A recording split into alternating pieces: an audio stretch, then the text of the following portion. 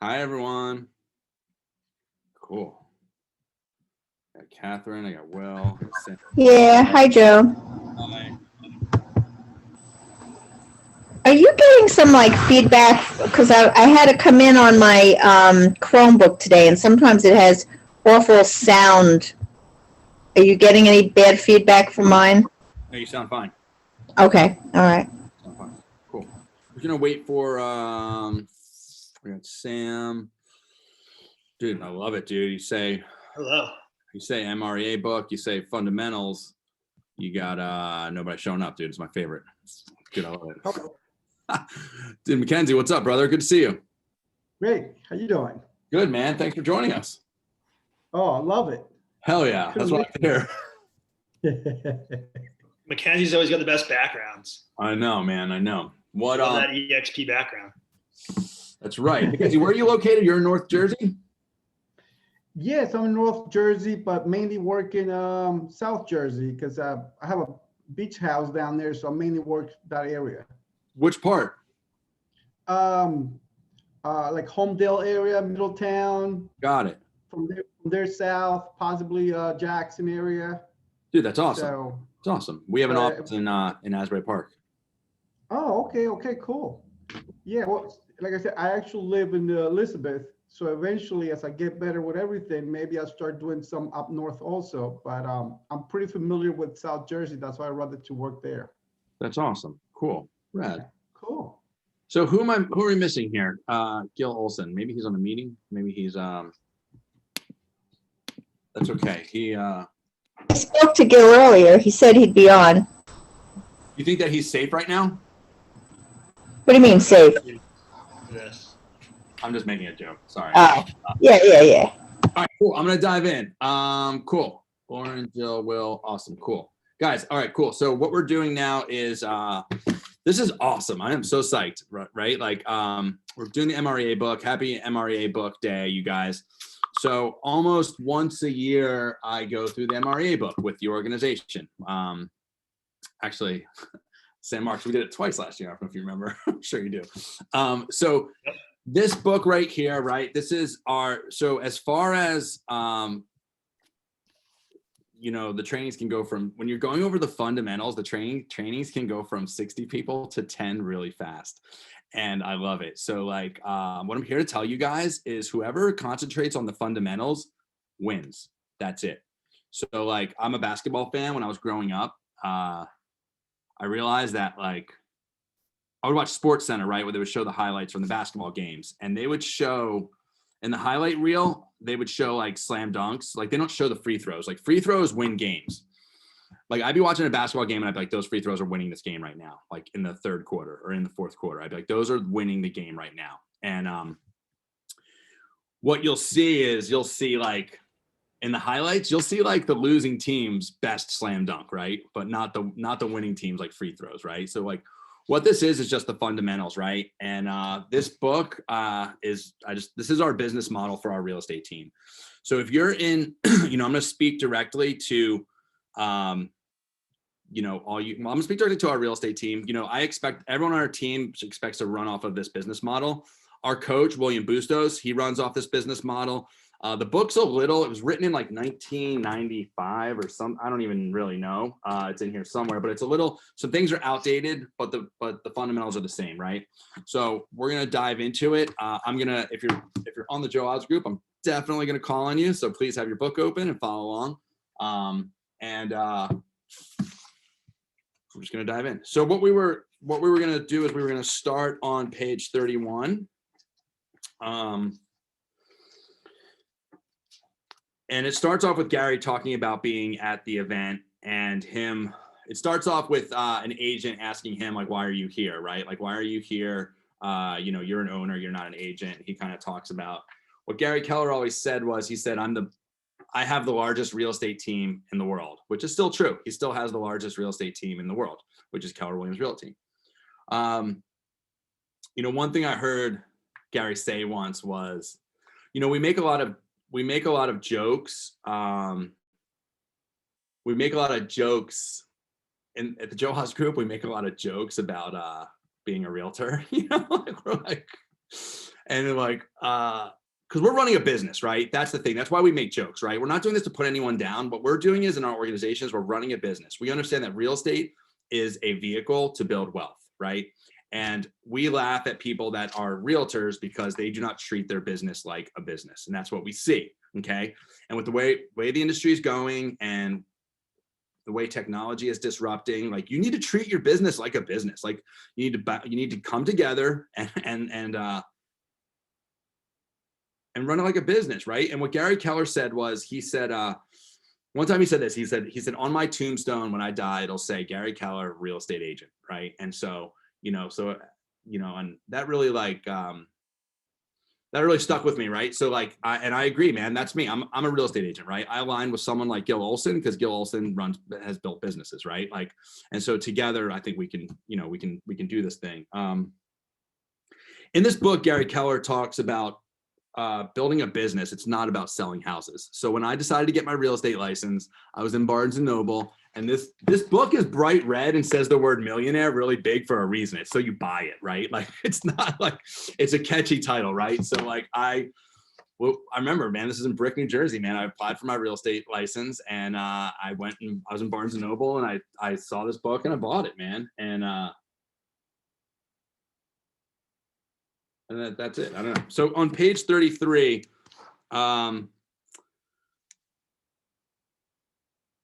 Catherine, can you read that first paragraph? It starts with UC. Yeah. You see, if you really look at the organizational structure and the systems, there's not a lot of difference between a well-run real estate office and a mega agent's real estate sales team. Both have buyers and sellers who drive the bottom line. They have administration and infrastructure, and they have what is essentially a CEO coordinating the team's activities to increase productivity and profits. Thank you. You're welcome. Our real estate team, the Joe Oz Group, we're just like a super, like, we're just like, we are, I always say this too. So we're a real estate team disguised as a brokerage. There's not a lot of us. We sell a lot of houses. People think we're just the most efficient real estate brokerage, right? And when I met Gil Olson and I was talking about getting into business with him, he ran we're in a small Jersey Shore town called Asbury Park. It's 2 square miles. And Gil ran the numbers versus our team versus the other, like the Diane Turton, the Berkshire Hathaway. And we had like 3 agents. We were selling more than the offices that had like 50, 60, 70, 80 agents. And it was because it's just more efficient, right? And that's what we're doing here. On the Joe Oz Group, like you have support. So what that looks like is, when you have, the virtual professionals, when you have, you got Carl and Quen, you have Lauren, you have me, you have Gil. Like if you're an agent on our team, your job is to concentrate on the 20% while we concentrate on the 80%. So you have the support, right? And we're going to get into all that. The next paragraph, he goes on to say, I point out these parallels when I work with agents, and what they ultimately discover is that I do the same things they do. I am just highly leveraged through association with great talent and have thoroughly documented my systems, right? I don't know if Quen is on here. When we handed everything over to Quen, she looked at our systems and she kind of said, like, nothing should be in our brains, you guys. Does that make sense? Anything you do more than once should not be in your brains. In our organization, our big, hairy, audacious goal is to sell 500 units, right?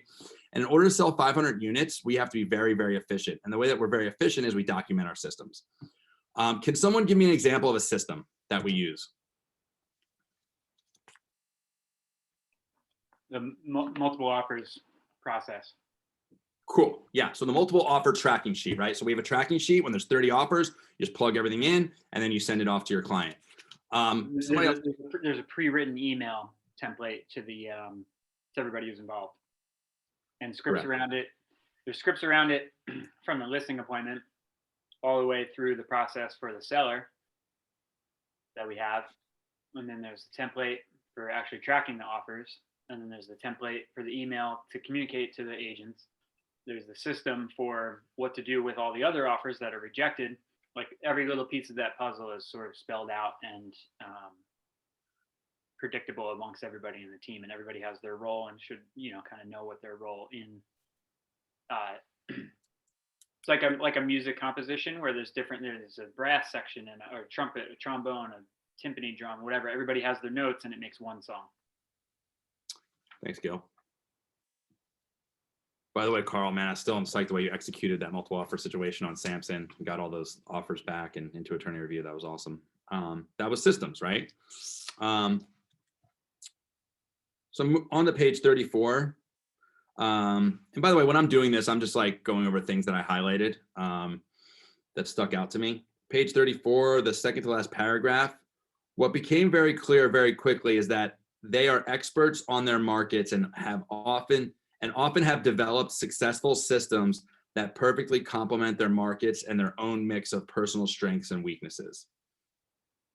A system we have is we just use our allied resources, right? Like, Sam, what does a deal look like when it goes to our mortgage lender and our attorney and our title company? It looks really good. It's really smooth and it stays together. Yeah, exactly, man. Just support, right? And then on the next page, I just underlined, you know, the top of page 35's personal mastery, right? So this book may represent the first step for some, but for many, it will be yet another checkpoint in their continual pursuit of personal mastery in the real estate sales game. Cool. Page 35, modeling the cornerstone of success. This is awesome, right? So what we always talk about is just, or what Gary's talking about here with Jay, is that people have come before us, man. Like, people have come before us, right? And like, people have made mistakes and been successful, and there's proven models. You just have to find those people. You need to realize that people have lived before you. And you might be wise to slow down for just a second and figure out what they learned on their journey before you start your own, right? At the end of 35, he goes on to talk about how he's reading Unlimited Power by Tony Robbins. And then on page 36, he goes over some passages. Sam Marks, can you read passage 1? Of course. Passage 1. Long ago, I realized that success leaves clues, that people who produce outstanding results do specific things to create those results. Yeah. Success leaves clues, you guys. So does failure, right? If you see someone that's doing it wrong, they leave clues too. Just don't do those things, right? Who's got a book? Who's got a book and wants to read passage number 2? I can read it. Actions are the source of all results. This process of discovering exactly and specifically what people do to produce a specific result is called modeling. Cool. Passage number 3. To me, modeling is the pathway to excellence. The movers and shakers of the world are often professional modelers. People who have mastered the art of learning everything they can by following other people's experience rather than their own. So all I've ever done is just, I call the Joe Oz group the R&D department, dude. We just rip off and duplicate. That's it. You know, I'm looking at Derek Riley, right? Derek Riley's just, you know, we're not going to get into it, but he just did something really successful to just like find people who are looking to sell, right? And I was like, so instantly I had a conversation with him about it. I'm like, holy, what are you doing, dude? And he told me, like, he's doing something. He tried it. It's successful. And he's the guy who could be like, well, listen, dude, you got to do it like this, or this is how you do it, right? And what I've learned, what I'm here to tell you guys is really, really, really successful people who are committed to self-mastery, right? And they're proven, they want to help. That's the secret. Everyone's scared of these people, like they're dying to help because they've already gotten to the top of the mountain, and like, that's boring, right? They view that as just being boring, right? So it's like, you know what, I did it, cool. What's next? Like, hey, who can we help? And then you come from a heart of a teacher. So number 4, to model excellence, you should be a detective, an investigator, someone who asks a lot of questions and tracks down all the clues to what produces excellence. I always say this, man, the squeaky wheel gets the grease. I'm the squeakiest wheel, man. If I want to find something out, I will just light up everybody. Like, and that's like, if the door is about to close, I will stick my foot in it, you know, and I will pry it open. Like, that's what you have to do. And I always say this, man, like in the world we're living in, and, you know, in real estate, you know, and I'm sure this is in a lot of industries, right? The more you plug in and the more noise you make and the more you align with other people and you just find the people that are doing what you want to do and align with them, It works. And then talk to people, ask questions, right? Cool. On the next page, page number 37. Cool. He starts talking about getting creative, right? I underlined the middle of the second paragraph where it starts with once. Once we find success with our initial models, we can then allow for creative thinking. But only after we've followed the models do we allow ourselves to tweak, innovate, retain, and fiddle until the models work to the level of our expectations. The key to taking this approach is to avoid placing creative innovation ahead of the effective implementation of proven foundation models. Someone tell me what that means, besides Gil. It means don't try and break the mold until you figured out the mold. Like, don't break the rules till you learn the rules. Yeah. So a way I always say, how do you win with me? How do you lose with me? The way you lose with me is by not following the model, right? When you're like, my coach, when I try to get creative and I think I'm the smartest person in the room and I try to get, like, he just yells at me, right? He's like, oh, Joe, cool. And it just, I'll say something. He says, dude, is that following the model? Are you following the model? That's all he has to say to me. I'm like, no, it's not following the model, right? Like, just follow the model, right? What is proven, what works, right? So the way I'll talk to agents and they're like, oh, well, we're gonna get a DJ on the top of our open house, and we're gonna do, like whatever crazy thing. And I'm like, okay, go ahead. That's not the model. Like, I don't know who you are aligned with that told you that works, but you can go do it, I guess. And those people burn themselves out, right? It's the model, right? It's just follow the model. Don't get creative with it until you've proven it, right? So like our model's proven. We do a ton of business with off-market properties in our database, right? And then we aligned with Will Hickey, right? And then so Will and I have been like exploring all these other like we're allowed to do that. We're allowed to get creative now. We're allowed to take risks.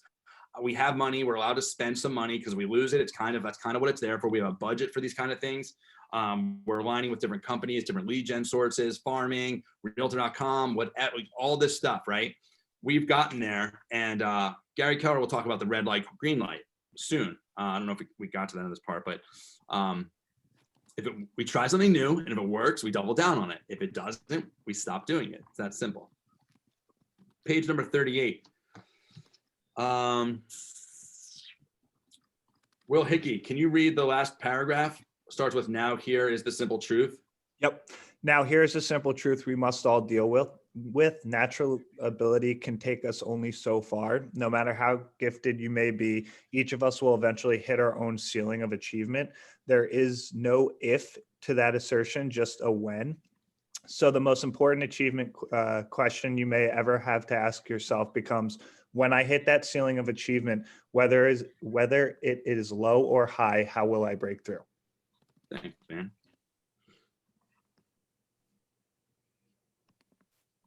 Will you go on and read the next paragraph too? Yep. What I've discovered is that by stating with models, you can push your ceilings higher and eventually break through them. But even great models will have limitations. So eventually you'll hit a new ceiling. This is when I encourage creativity. This is when I encourage you to start adapting the model. Don't abandon it, adapt it. Once the right amount of innovation is added, you will more than likely experience another breakthrough and move forward. That is the cycle. Each improvement will have its limitations, and sooner or later, you'll have to tweak your model to ensure continued progress. Thanks, Will. So what this looks like is we're constantly doing this, right? So I think in my real estate career, I've worked at a company and we just did, I made the same amount of money and sold the same amount of houses for 4 years in a row. If you were on the training last week with Dan Moss, that was perfect because he was like, yeah, dude, I did like 19 deals, then I did 21, then I did 22, then I did 24, then I did 25, then I did 60, right? And that was his, and that's how this thing works, you guys. It's gradual and then it's sudden. It's the hockey stick, right? Like it goes up. When, I made the same amount of money, sold the same amount of houses, and I was doing the same thing. It's like the definition of insanity, right? Doing the same thing over and over and over, expecting different results. So that's when you have to break through that ceiling. And dude, having a ceiling is fine. If you guys want to do whatever and stay there, and that's cool.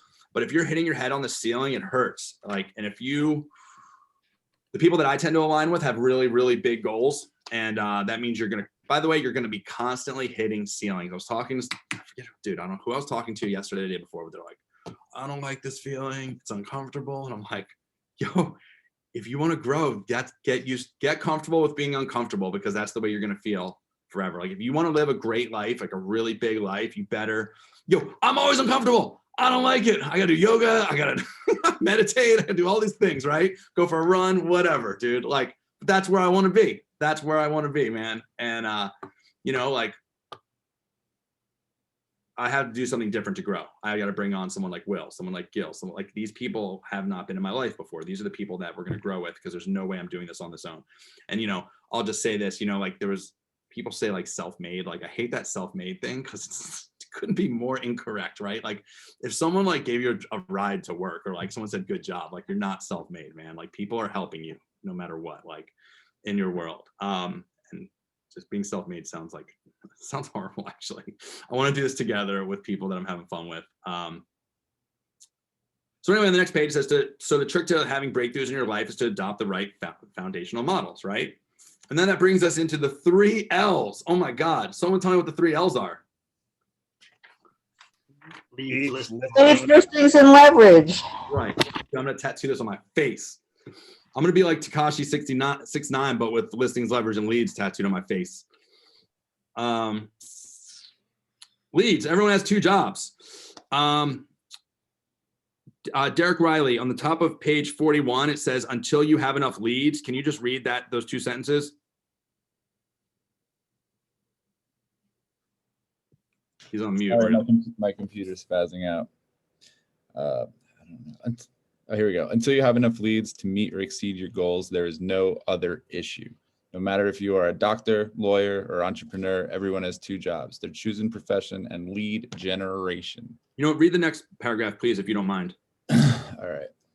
I haven't had that much coffee, man. Hold on. That's okay. I know, reading's hard, dude. I get it. I remember reading an article written by a fellow real estate agent who was distressed to learn he was also in the lead generation business. His article was a lament. He was personally distressed. He somehow thought that with his professional certification, he could sit back and the world would find him. It was easy to identify with this guy. I earned a 4-year degree in real estate and never once did a professor mention lead generation. No one told me.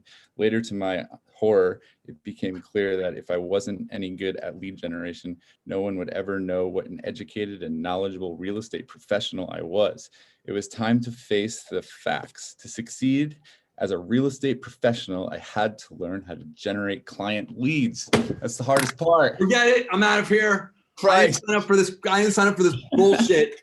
Right? I can go find deals. Sorry. God, all right, everybody relax. Derek's from New Jersey, you guys. He's out of control. Just because he's a fancy Los Angeles real estate agent now doesn't mean he's not a dirtbag.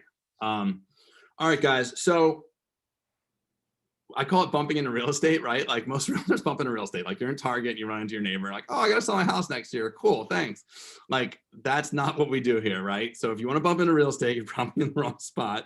You won't like me very much, and we won't get along, and you probably say bad things about me. So yeah, we just want to be purposeful in everything that we do, and that's it. That hit me like a ton of bricks. I'm like, no matter what business, you guys own a business, you got to find business. That's the talent.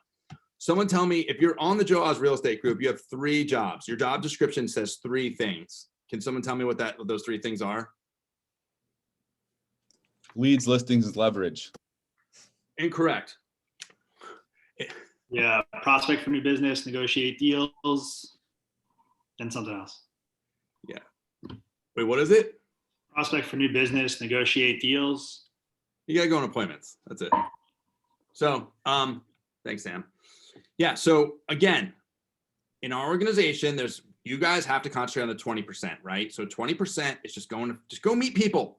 The people and if you're not on the Joe Oz group and you're on this call, you're just like us, right? You are just like us. I see Amanda, I see Bridget. Like people like you. People want to meet you. You're attractive, whether it's your personality or you're good looking or whatever. People just like you. So just go meet them. Go talk to them. And you're probably really knowledgeable about real estate. And you probably are. People know you, they like you, and they trust you. So just go have conversations. That's right. That's all there is to it, right? And then when you build a big business, you just have to build leverage around you, whatever that looks like. So that's it, leads. That's it. And I think if we take anything away from this, right, you got to lead generate. I love when Gary went to Texas, he went to the University of Texas, and they have a real estate thing there. He's like, oh, I got my degree, but I didn't get any leads, you know? It's like, and I'll just say this, man, if you're running a real estate team and like your only value prop is leads, like, that's not good, right? Like that's not good. So you want to create a support system for the agents. Leads are cool. Leads are dope. Leads are tight, but like you want to have value. You want to have a support system. Until you have enough leads to meet or exceed your goals, there's no other issue. That's it. Ask Will Hickey to see his pipeline, because that dude just generates leads. Like he has a whole pipeline of leads. It's all he does all day long, right? That's his job, right? But as an agent, you should be doing the same thing, right? So like listings, the gift of the real estate gods. Oh my God, I wonder why that is. Amanda, do you have an MREA? Oh, she's on the phone. She's closing deals already. Who has an MREA book that wants to read? Stephanie? Kim? Will Hickey, will you read page 41? Listings are the high leverage, maximum earning. Will you read that paragraph? Yep. Listings are the high leverage, maximum earning opportunity in our industry. Conventionally, your income from having a listing sell is no different than closing on a similarly priced home for a buyer. What separates the two is the amount of time necessary to work them. In our experience, a highly productive individual can personally obtain 15 to 25 seller listings per month. Read that again. Huh? In our experience. In our experience, a highly productive individual can personally obtain 15 to 25 seller listings per month. Okay, keep going. The same agent would be hard pressed to sell homes to 7 or 8 buyers a month for any prolonged period of time.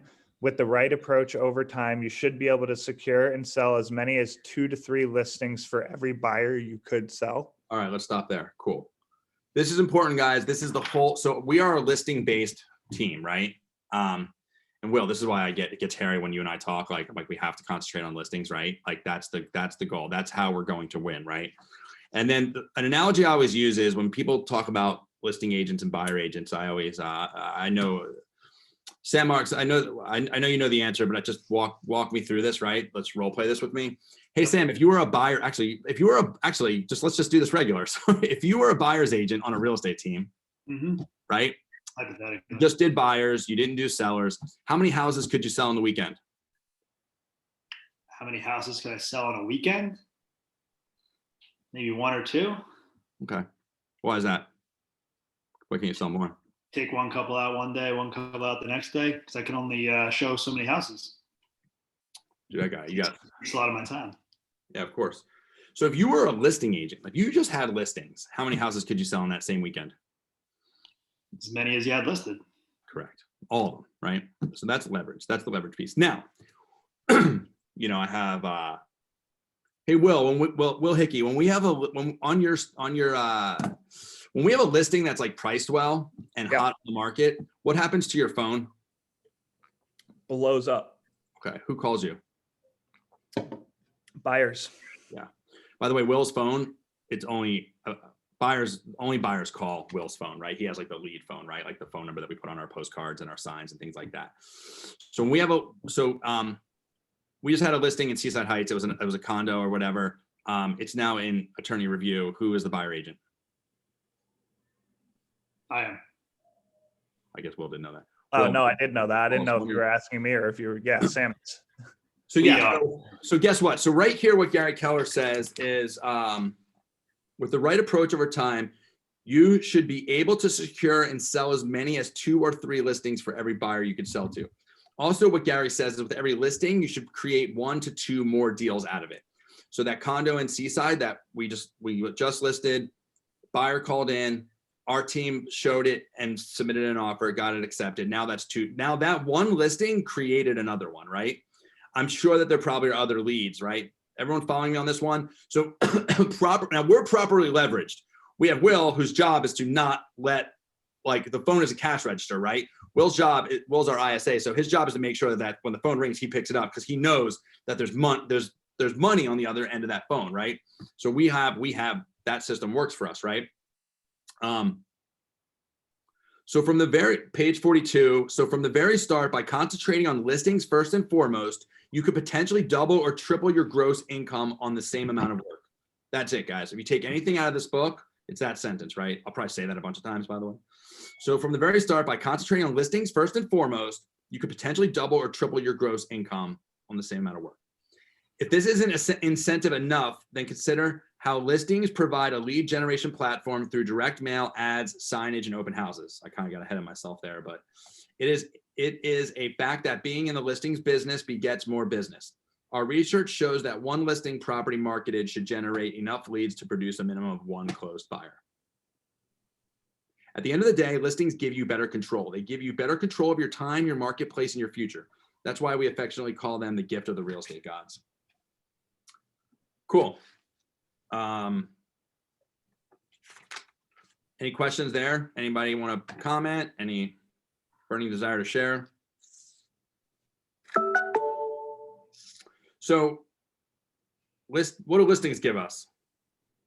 Leverage. That whole little section there that just outlines that principle and how that works, to me, rings like, if you ever read into Warren Buffett at all, he'll go to he'll quote that everything that he did. His MREA book is Security Analysis by Benjamin Graham and Dodd Graham or whatever. In the forward to that, he's basically like, when I first read this was like, you either understand the principle of buying $1 for a quarter or you don't. And like, if you can't, if you see it, you get it. And if you don't, then Godspeed. But that's basically the idea of like when people try to don't see the idea and the leverage of how listings impact the business. It's kind of like you either get that you can buy $1 for a quarter or you don't. And if you don't, I don't know how to help you. That's all. Thanks, Gil. Leverage. If you know me, Lauren and I have been talking about this every single morning, right? Like leverage, right? So the listings give us leverage, right? My cell phone number is not on the MLS, right? I'm not even in the state of New Jersey. We sell a lot of houses there, right? Like everything is leveraged. Every single piece of that thing as to when you can show it, how to show it, when we're going to review offers. Like it's everything's leveraged, man. So we can just do more, right? And by the way, our clients, we don't leverage our clients. Our clients have amazing customer service. I underline this. The truth is that time does not always translate into money. Those who work the longest hours are not always those who make the most money. You read that book, Rich Dad, Poor Dad. My dad was definitely the poor dad. He just wanted to work and work and work and work, and it just doesn't. It's not the answer, right? You want to work smarter, not harder. So on the next page, he talks about how there are limits to our professional efficiency. He says the ultimate key to tilting the money-time ratio in your favor will be leverage. Leverage can be divided into 3 categories: people, systems, and tools. By the way, leverage is not a bad thing, by the way, you guys. Like I leverage my business. Like my business is very highly leveraged, okay? You can be the realtor, like the single agent who's doing the amount of business we're doing and making a ton of money, or you can make less money and have time back. Does that make sense? Like you just have to figure out what's right for you. Like I did it. I've went out and sold 100 houses with just a buyer agent and admin. I was the agent. I was doing everything. I was Uncle Scrooge diving in the coins or whatever. But like, that's not where I want to be, man. I want to run multiple businesses and I want to do this with people and I want to have time, like time. And you have to find out what's important to you, right? Like spending time with my family is important to me. Like doing fun things is important to me, and experiences and having control of my life. The super aha thing is that you can, if you do the leverage piece of it properly, it not only creates more opportunity for other people, but ultimately, after you break through that plateau and ceiling, you will end up making more money with less time. More money than you would have if you tried to do everything yourself. And it will require less direct input from your time, because your intelligence and the systems that you built create momentum and a place for other people to plug in. That's an awesome opportunity for them. And then that enables the business to continue to grow to a point where your quote smaller piece of the pie is like way bigger than 3 of your previous pies. And that I'm like speaking directly about the surf school, my previous business, or I'm still involved in it, but that's how it works is eventually the scale shifts to It's a bigger opportunity for other people that are in the thing that if you tried to hoard it for yourself, it keeps a ceiling on top of everything and everyone else. That's awesome, Gil. Thank you. I need to be reminded of that too, man, all the time. I mean, Gil does remind me of that. And yeah, when you're busting through those ceilings, you need to bring more people on. Yeah, that's awesome. I'm not going to reiterate. That was perfect. So on page 43, if you're like, to put a cap on that, the phase that the Joe Oz group is in right now is Joe's saying, like, you can make less money and have more time with your family and your kids, like speaking for himself personally, but creating more opportunity for other people, everybody else in our org chart. But right now we're in the Joe Oz group, quote, as the business and our system is in that dip plateau compared to 4 or 5 years ago, 2016 Joe as a single agent, whatever, that person had more income than in 2020 and 2020, rebuilding Joe Oz group dip here. But the system that we're doing 5 years from now will probably eclipse even Joe's position and everybody else is in it, eclipse where previous, Joe 1.0 was. That's the part that this business hasn't gone through yet, is in the process of doing. Thanks, Gil. And you can do that whenever you want. I love when you dive in and explain things. Cool. So in the middle of page 43, if you're like most salespeople, then designing and implementing systems, this is important, right? So if you're like most salespeople, then designing and implementing systems and tools may not be your strong suit. The best way around this is to hire someone who is a proficient at details and systems. Dude, today I said to Lauren, I'm like, Lauren, I'm going to tell you what's in my brain. I don't know how to do it. It gives me anxiety. Can I just tell you? She's like, yeah, let's do it. Right. Like, that's what happens. Right. That's why I align myself.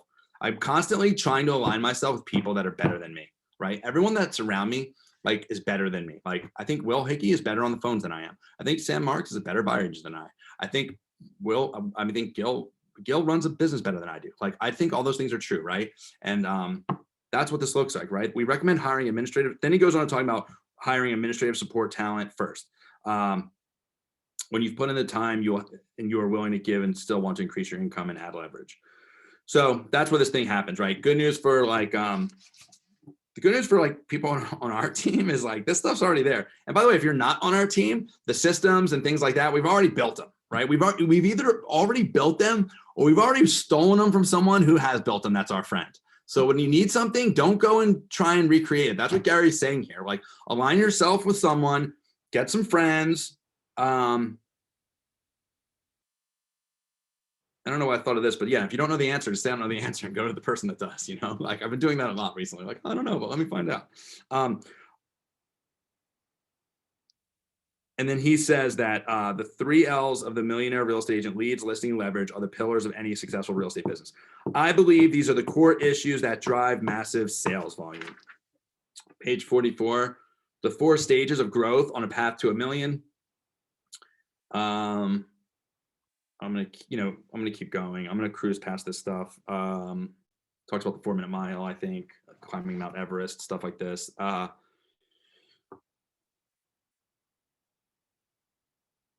Cool. Page 45. Right here, okay. So the 4 stages are: think $1 million, earn $1 million, net $1 million, receive $1 million. Right. On page 45, I underlined, here's an inescapable truth: people who push themselves to their limits make peace with their limitations and avoid regrets at the end of the day and the end of their life. Like I would say this, like, if you know me or you know me well, like, one of my biggest fear, or I think, is it a fear? Is it a drive? Like, for me, I don't want to get to the end of life or the end of this thing, whatever that looks like. And I don't want to, I feel like at the end of it, there's like a scoreboard and it's like, here's where your potential could have gone and here's where you went. And like, my biggest fear is like looking at that scoreboard and being like seeing what I left on the table. I saw somebody smile. I hope that resonates with some of you guys, because that's pretty personal to me, and that's just where I'm at.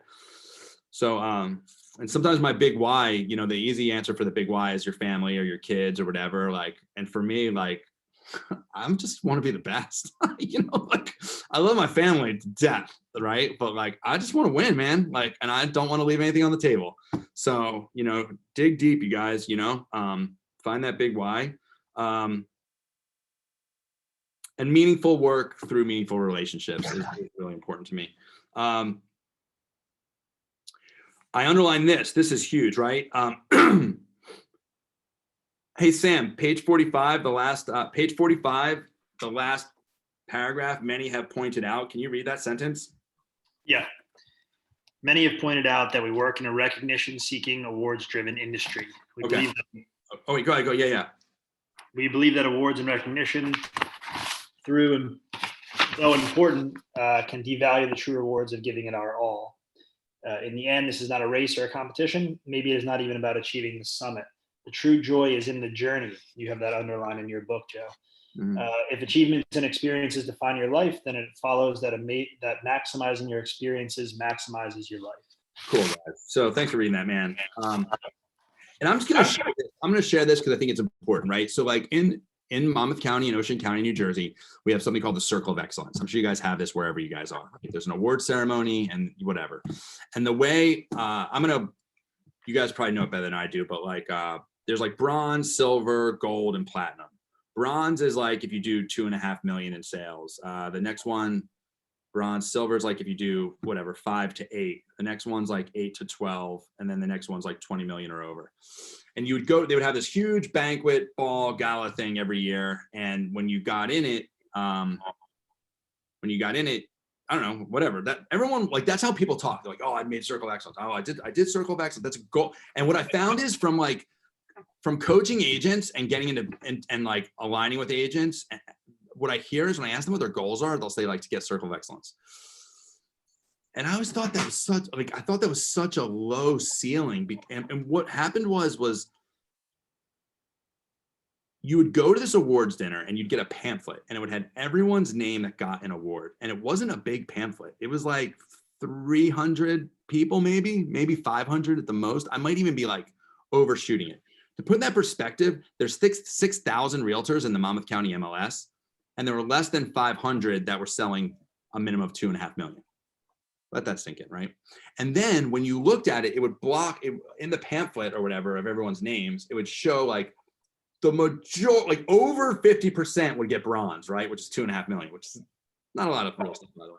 And then the next Derek Riley's selling a house for 2.5 million right now on his computer, probably. The next one would be like silver, that'd be like 50, and then it would go down. And then I remember there would be for platinum over 20 million, there would be like less than 100 agents, right?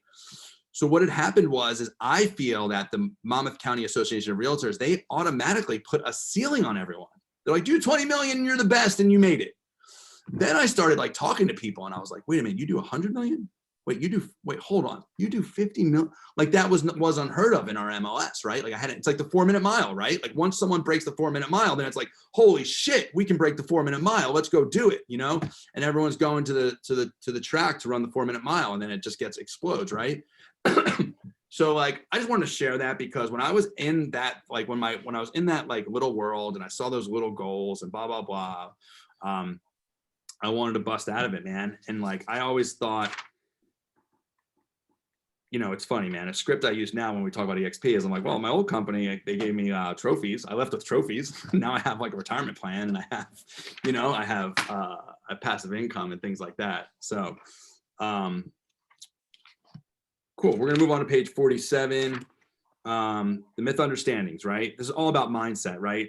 So there's six myth understandings between you and high achievement. They represent the core activities that must be successfully and consistently done before massive sales achievement can be attained.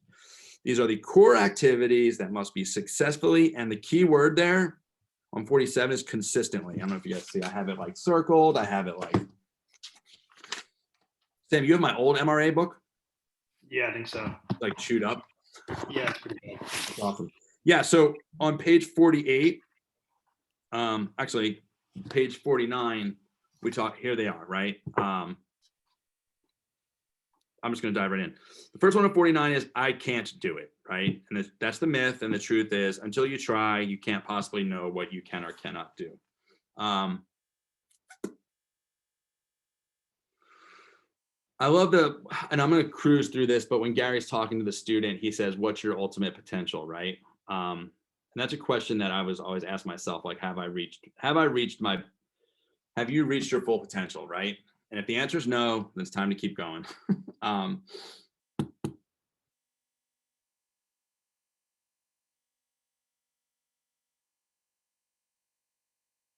I didn't really underline anything in here, right? Except for I made some notes, right? I just wanted to kind of tell you guys that for me, when you start winning, and Sam, I know you felt this, right? Like when you start winning, or when the flywheel starts going, you get addicted to it, right? So what happens is like every day you wake up and you try something new and you fail, right? Or like it sucks, or you don't get it, or someone hangs up the phone on you or whatever.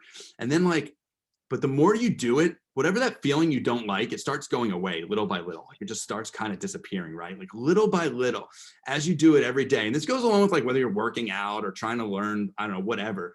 But like for me, it was hitting the phones and trying to meet people and find listings and just see who was selling. And like I had this fear every day that like I probably still kind of have it. Like if I was to hit the phones, and the more you do it, it goes away like little by little, right? And then what happens is you start winning, right? You start winning, like you get these small wins and you start catching momentum, right? And then once the wins start showing up and they start accumulating, you get addicted to it, right? And I think that's kind of what happened to me. Like I just want more, man. And Sam, I saw you do that, man, last year when you got your license and you had you had different jobs. You're like, I quit this job. You know what? I'm going to lifeguard part-time. I'm doing this. And like, dude, it was just crazy, man. To see you go through that momentum, man, and just kind of destroy was really, it's fun to watch, man. And I appreciate you allowing me to be on that journey. Thank you. Yeah, Joe, I get that feeling now with waking up early. Like I was really good at it. Like I was waking up at 6 a.m. I was getting a lot done. And on those days, it was like I was setting appointments or getting offers accepted or whatever. And like lately, I've not been waking up at 6:30. And you wake up at like 8:30 or 9 and you're like, oh shit. Like I kind of feel like a bum. I haven't even like started my day yet. So it's like a terrible way to wake up. So like I know that I will keep feeling that way until I get back to waking up early. Hey, thanks for sharing that. That's because you established a habit, right? Yeah. You just established a habit. So like when you have that uncomfortableness, like I say, it's like God tapping you on the shoulder or whoever, right? Like it's like tapping the shoulder, being like, yo, just telling you feel that way because you're not doing what you're supposed to be doing, right? Like if you don't, like, I don't know, like, I don't know, man. Like if you like ever lay in bed and not brush your teeth and you're like, oh, I just gotta get up and brush your teeth because it's not gonna sit well, right? I underlined this on 51. Once you try and achieve one thing you thought might not be possible, it becomes easier and easier for you to see the impossible, then achieve it. Cool. Again, I'm going to keep cruising. I didn't really make any notes the next few pages. I just wanted to, I love this book because this is the culture that I have adhered to and the business model that I have chosen to follow. Therefore, if you guys read it, you probably hear, we call it recirculating energy, right? Like I'm not really smart. I just say things that other people said, right? I just recirculate energy. There's two types of people in this world. There's the yes, how, and the no, why people. Yes, how people say like, if you're like, yo, we're going to sell 500 houses. A yes, how person says like, sweet. How are we going to do that, man? Let's get started. What are we doing? The no, why person's like, how you going to do that? Like the no, why people, I don't like those people. Number 55, it would take too much time, effort. I would lose my freedom. But the truth is time and effort are not the deciding factors in success. My coach, he has a business that he spends 4 hours a month on. And last year he netted $551,000 from it. And that's what Gil was talking about, like building it and then letting it go and then having leverage. That's like his investment portfolio with like storage units.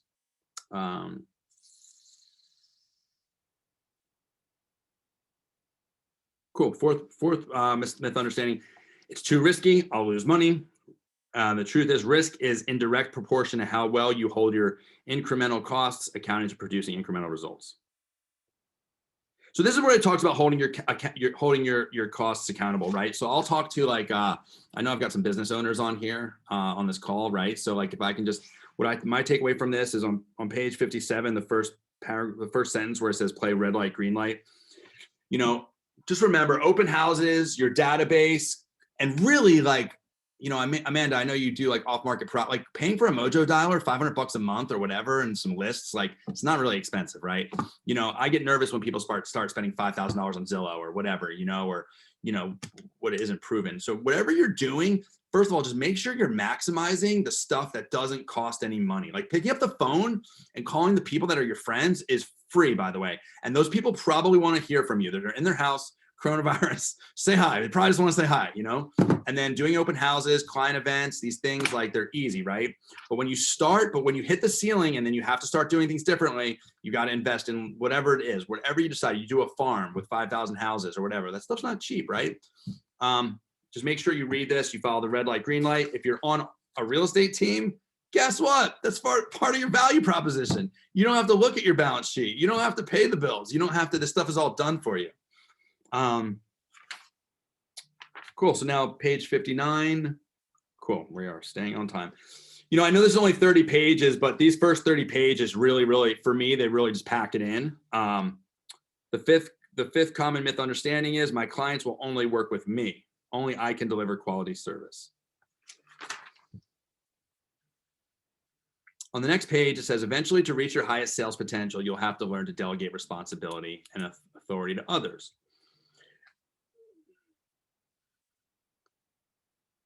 You know what? I'm just going to go ahead and read this page because I have the whole thing bracketed. Please hear me and hear me well. If you get nothing else out of this book, please consider this important point. Whatever services you provide, as specialized as they may be, can be duplicated through the right people implementing systems to achieve standards you approve. That's it, right? What's all this talk about standards, you ask? Standards, right? It's a usually word very often in our organization. Your unique services are a byproduct of your standards. Whether you realize it or not, you have set beliefs on how quickly you should respond to a buyer inquiry, how a listing interview should be conducted, or how a difficult contract negotiation should be handled. Most successful real estate agents hold themselves to unwritten personal standards in these areas without always being able to articulate them quickly. Yet they all seem to be able instantly to recognize the moment their standards have been breached.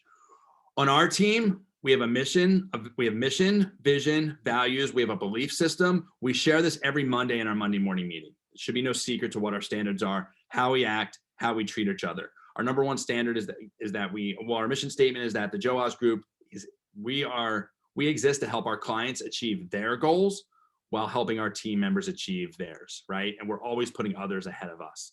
We understand that if we're helping other people get what they want, we're really not going to have an issue getting what we want. The right approach to delegating tasks is to determine clearly what experience your clients and you expect your services to deliver, and then articulate that to your staff so that they can too deliver that experience. For us, that's teamwork, resilience, and fun, right? These things that we talk about all the time.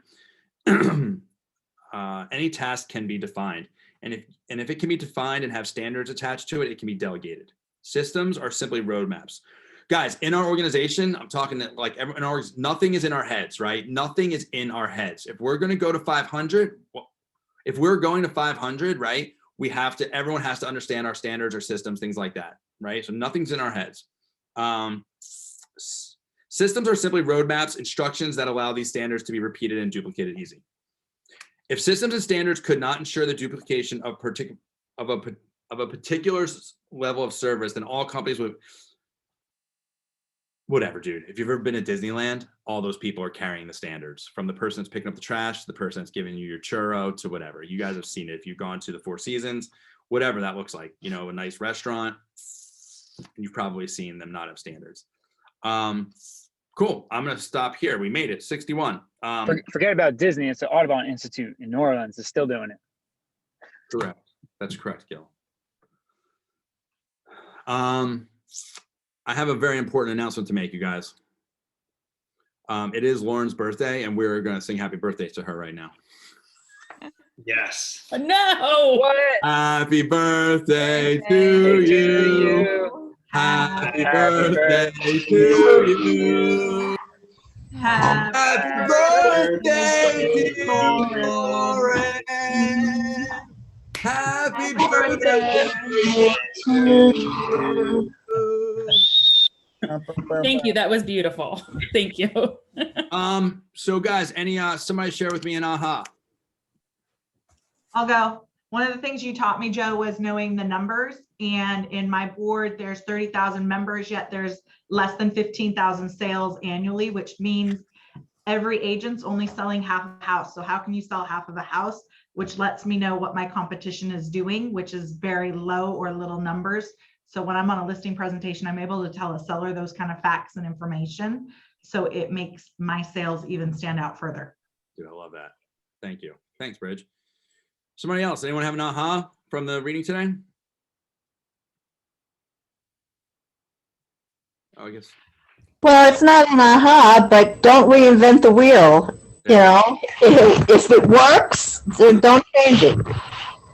I have an aha. My aha really just reinforced that always keep your standards high and keep your customer service top notch. Thank you, Amanda. Good to see you.